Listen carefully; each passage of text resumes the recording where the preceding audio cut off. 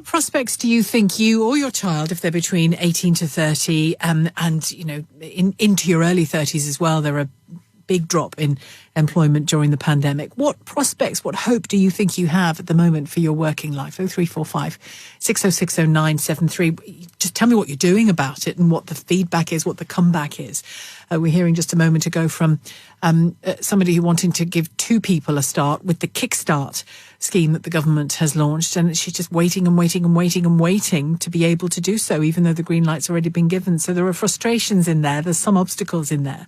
What's happening in your world? 0345 606 0973, the number to call. You can text 84850 or tweet at LBC. Before I get to your calls, Siobhan Randell joins me, Inclusion and Diversity Lead at Multiverse. Multiverse is a tech startup creating an alternative to university through apprenticeships. Good afternoon to you, Siobhan. Hi, thank you for having me. My pleasure. So tell me what picture you are seeing with the young people that you're working with the businesses that you're working with.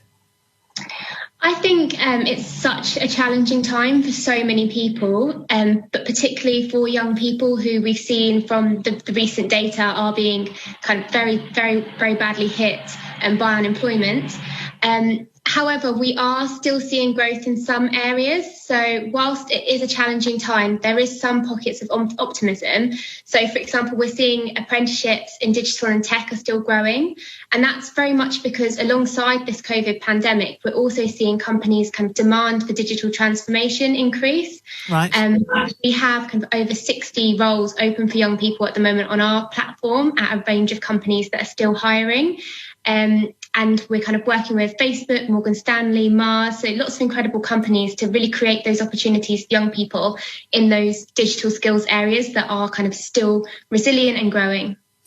That's one sector. Are there any other sectors which you either are seeing or think might be almost revived in terms of prospects for young people because of the pandemic? So within that digital sector, I can break it down a little bit more. So the area that we're seeing kind of the most growth is data analytics. And that can be within the tech sector itself, within technical companies, but that can be across all kinds of industries and companies. There isn't an industry now that isn't very reliant on data in order to do their job well. We're also seeing an increase in software engineering, which is what people tend to think about when they think of traditional tech roles. But interestingly, we're also seeing an increase in project management because it's a very applicable role to productivity, efficiency, all of those skills that companies kind of really want to see an improvement within their workforce. And that project management qualification we're seeing across all different industries as well. And let's go back a few steps. I spent the first hour talking about education, school level education. The work that your organisation does is about finding alternatives to university, if that's the right thing for somebody. If somebody is 16 now and listening to you, families are probably going to be looking anew at their life in many ways, aren't they, because of this pandemic, and wondering whether X is right for them now or for their child, and it wasn't before, or it felt like it was before, but might not now. What would you say to a 15, 16-year-old who's thinking about the apprenticeship route? What should they first do? Who should they first approach about that?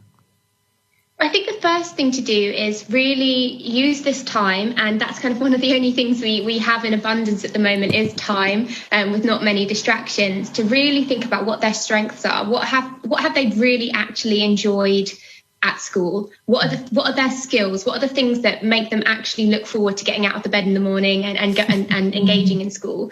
And that can be a great way of then deciding what route is right for you, because I think anyone that's been working for a while knows if you enjoy it and if you're playing to your strengths, it's going to be something that you thrive in. So that's the advice I always give to young people when they're like, I have no idea where to start.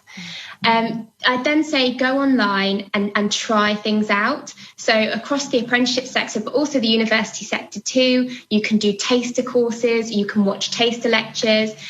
We have programs, open days. We have a dedicated outreach team that, even though schools have been closed for most of the last academic year, reached about 11,000 young people, parents, carers, so that we could kind of zoom into classrooms and put on events for young people to still find out about apprenticeships.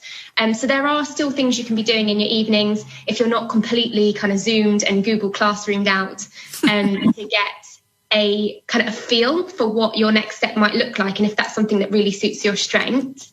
And then one programme that we've got open at the moment, which is for young people who maybe haven't had the opportunity to get digital skills. Maybe their school didn't have a coding club and they've never really come across digital in a very exciting way. Maybe they stopped taking IT a while ago.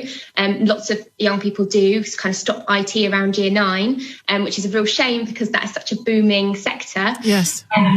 And we have a 6-week completely free digital skills programme that's currently open for young people in London and Leeds, fully virtual at the moment, so it's still going ahead as usual, and they'll get full-time coding and soft skills training.